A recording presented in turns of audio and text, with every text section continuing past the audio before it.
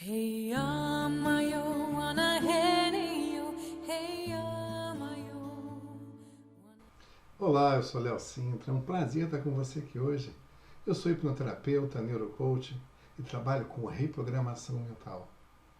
Hoje eu vim conversar com você sobre um tema que está bem latente na sociedade como um todo, em todos os níveis possíveis e imagináveis.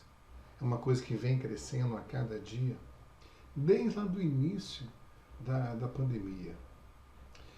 A gente sabe que algumas pessoas já vinham no processo de adoecimento emocional, mesmo antes da pandemia. O que aconteceu, que a pandemia chegando, isso houve uma potencialização.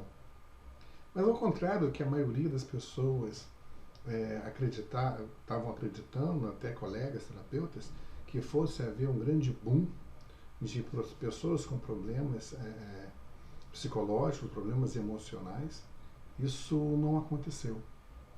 Na realidade, as pessoas conseguiram se esconder dentro das suas cascas ao longo de toda a pandemia. E é um pouquinho que nós vamos conversar aqui hoje sobre isso, sobre os sinais do esgotamento emocional. E como isso é extremamente sério. Como esses sinais, eles simplesmente vão desestruturando as coisas que acontecem na nossa vida. O primeiro deles são os pensamentos acelerados. Os pensamentos acelerados é aquela sensação que você tem na sua cabeça nunca parar.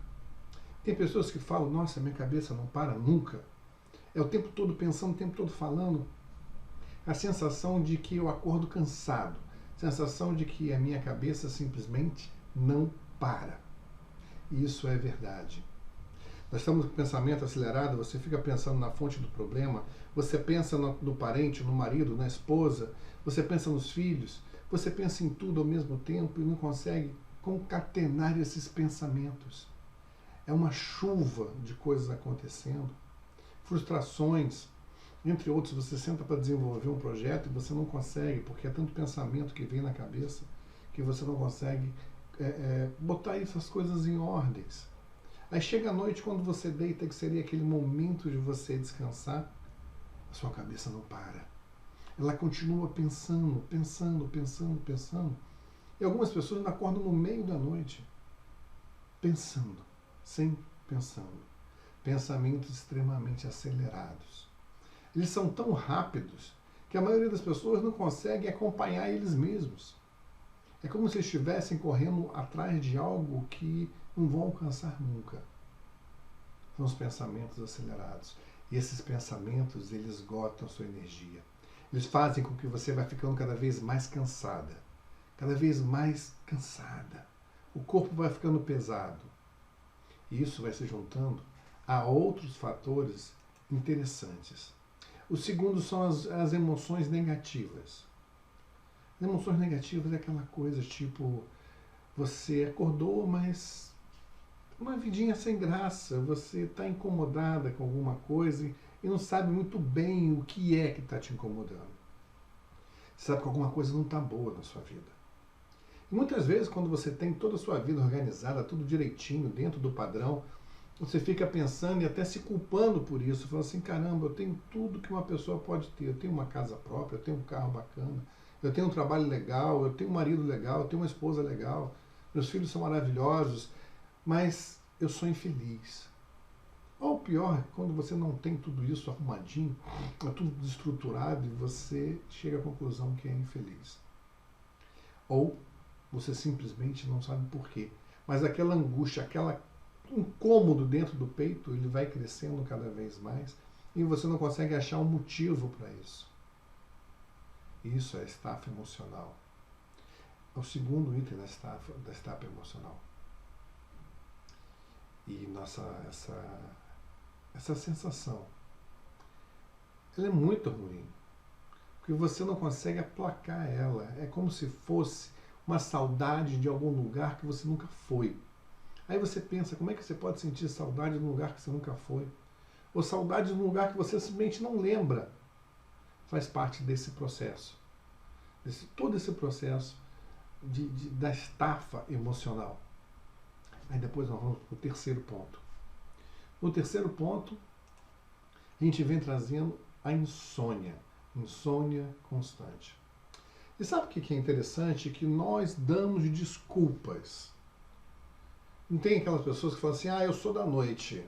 Na noite eu respondo melhor, eu trabalho melhor à noite. Então eu durmo 3, 4 horas da manhã.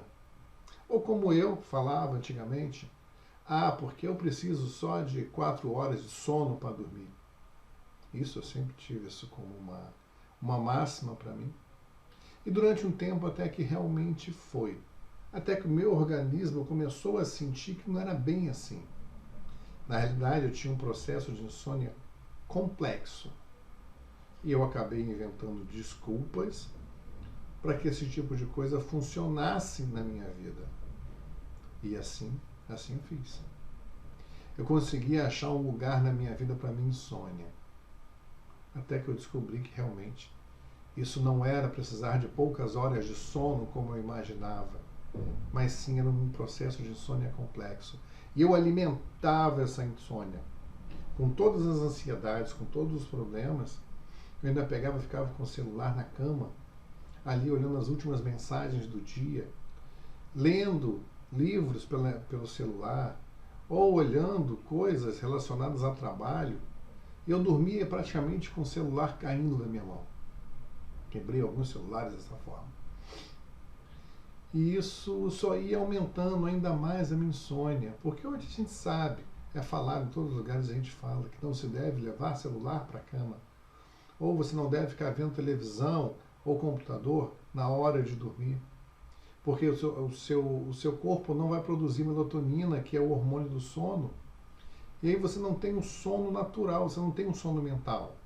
Você vai ter o sono físico. O que é isso? O seu corpo ele vai simplesmente desligar de tamanha exaustão. É como uma máquina que chega na sua potencialidade máxima e o disjuntor desliga.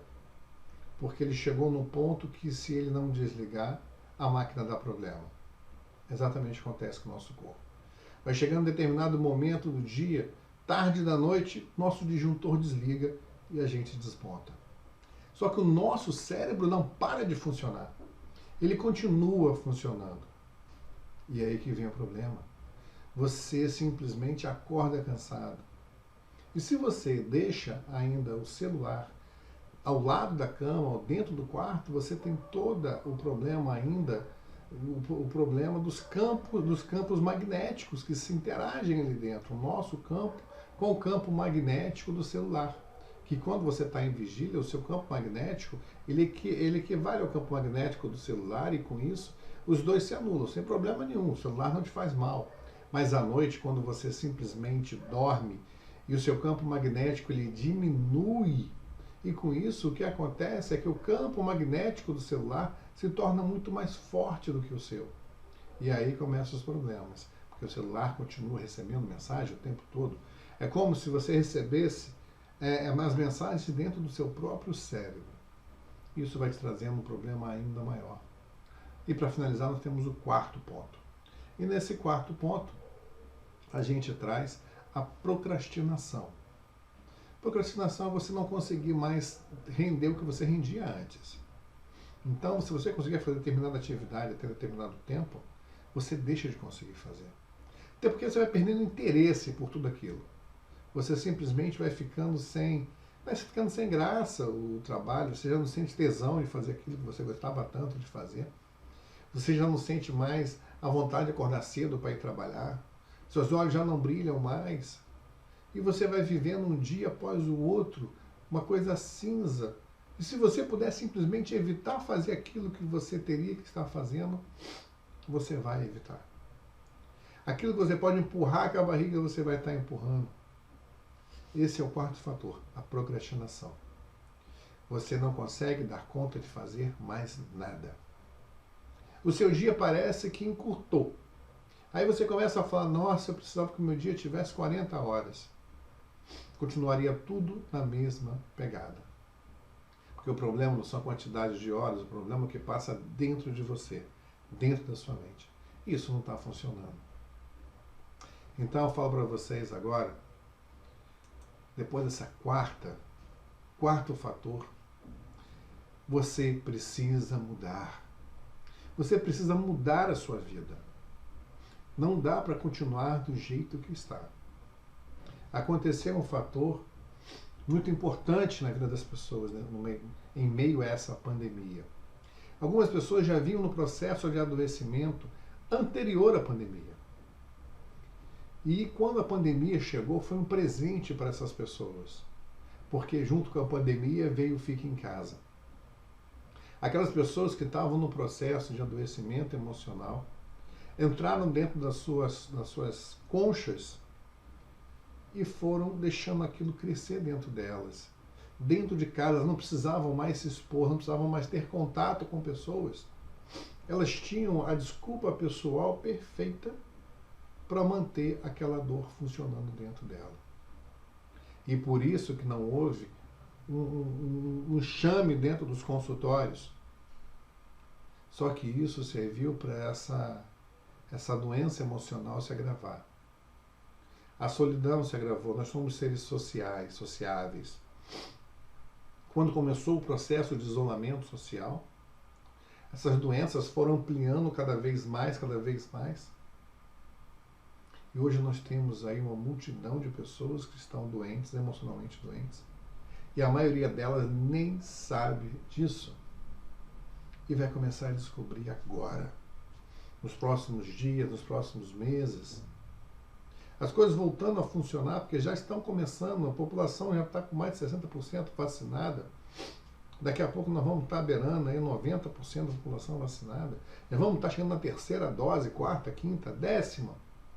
Isso vai virar uma vacina anual, como a vacina da gripe ou semestral. E o mais interessante é que algumas pessoas, né, esperam que o mundo volte a ser como ele era. Ele não vai voltar mais. Aquele mundo que nós conhecemos de 1 ano e meio atrás não existe mais. Nem vai voltar a existir. O mundo mudou. Até fisicamente, geograficamente, as coisas mudaram. Hoje você vai no centro do Rio de Janeiro, onde era ocupado por grandes empresas, grandes corporações. Essas empresas não estão mais no centro do Rio de Janeiro. Hoje os profissionais, os executivos trabalham em casa. Isso não vai voltar mais atrás. Isso veio para ficar. E com isso, todos os restaurantes que existiam embaixo, que davam suporte a essas grandes empresas, deixaram de existir. As pessoas foram se adaptando, o espaço foi mudando, a mente da cabeça das pessoas foram mudando. As crianças e os jovens entraram no processo de extremamente de informatização acelerada demais.